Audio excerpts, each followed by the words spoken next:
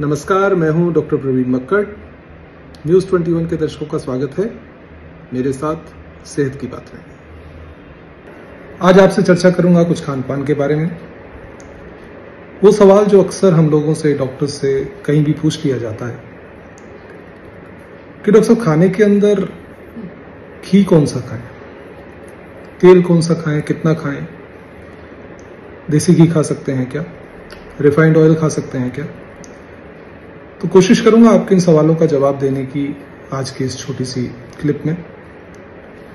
देखिए, हमारी बॉडी को 3 मेन कंपोनेंट्स की जरूरत होती है: कार्बोहाइड्रेट्स, फैट्स और प्रोटीन्स।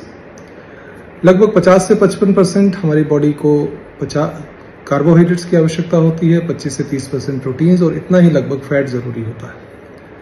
यूजुअली हम लोग फैट को एक विलन के तौर पे मानते हैं कि चिकनाई जो है वो नहीं खानी चाहिए, बिल्कुल भी वो अच्छी नहीं होती है। लेकिन सच ये है कि फैट भी उतना ही जरूरी है जितना प्रोटीन्स और कार्बोहाइड्रेट्स, क्योंकि ये आपकी बॉडी को एनर्जी देता है और आपकी बॉडी के जो पोषक तत्व हैं उनके एब्जॉर्ब करने में मदद करता है। लेकिन हाँ, फैट्स कुछ अच्छे होते हैं, कुछ बुरे होते हैं। वो फैट्स जिनको खराब श्रेणी में डाला गया है वो कोलेस्ट्रॉल है, सैचुरेटेड फैट्स हैं और ट्रांस फैट्स हैं, जिनको डायरेक्ट लेने की सलाह नहीं दी जाती है। दूसरे फैट्स जो पूफा फॉर्म में हैं, पॉली अनसैचुरेटेड फैटी एसिड्स हैं, या मूफा फॉर्म में हैं, मोनो अनसैचुरेटेड फैटी एसिड्स हैं, वो फैट्स आपकी सेहत के लिए उतना नुकसानदेह नहीं होते हैं। इससे सलाह दी जाती है कि आप उन फैट्स का, उन तेलों का, घी का इस्तेमाल करें जिनके अंदर पूफा या मूफा की मात्रा जो है वो ज्यादा होती है बनिस्बत ट्रांस फैट्स या कोलेस्ट्रॉल के। फिर सवाल आता है कि कौन सा ऑयल यूज करें जो इन क्राइटेरिया के ऊपर फिट बैठता है।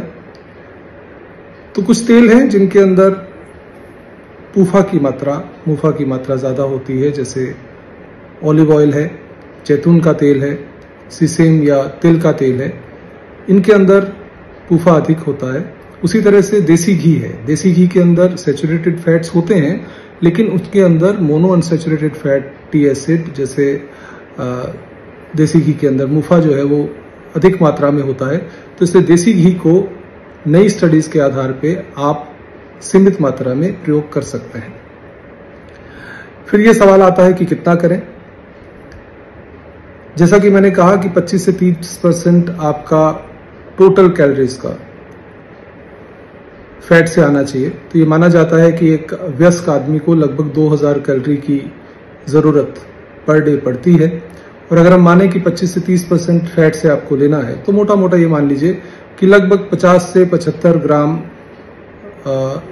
फैट्स आपको पर डे लेने हैं अपनी डाइट के अंदर।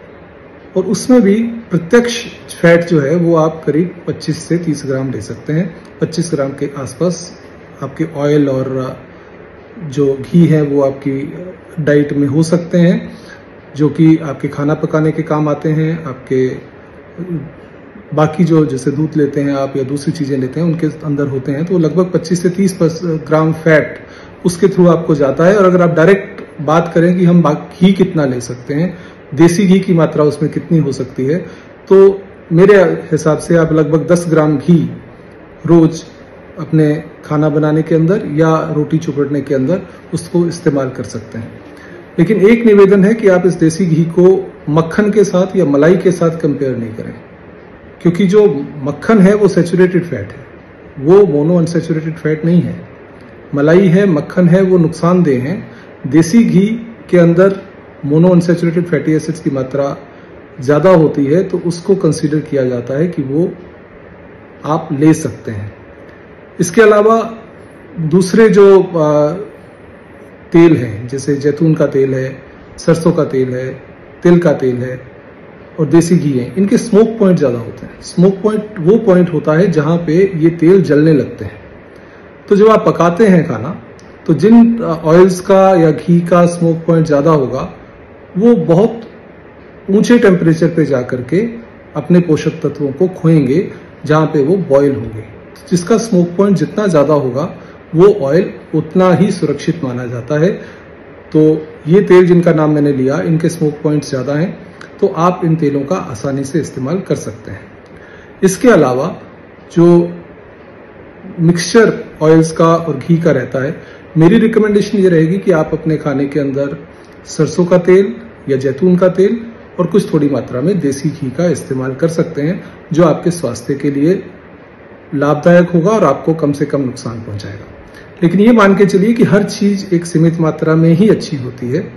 अगर आप किसी भी चीज को मात्रा से अधिक लेंगे तो वो नुकसान ही करेगी, चाहे वो देसी घी है, चाहे वो तेल है, और पानी ही क्यों नहीं। अगर पानी भी आप असीमित मात्रा में लेंगे तो वो भी नुकसान कर जाता है। लेकिन हाँ, देसी घी के बारे में अगर ये मिथ है कि इसको नहीं लेना चाहिए, बिल्कुल बंद कर देना चाहिए, तो ऐसा नहीं है। आप सीमित मात्रा में देसी घी ले सकते हैं। और अगली बार अगर मम्मी कहती है कि लड्डू खा लो तो खा लेना थोड़ा सा, कोई नहीं, आपको हार्ट अटैक नहीं होगा। हाँ, माँ का खून जरूर बढ़ जाएगा।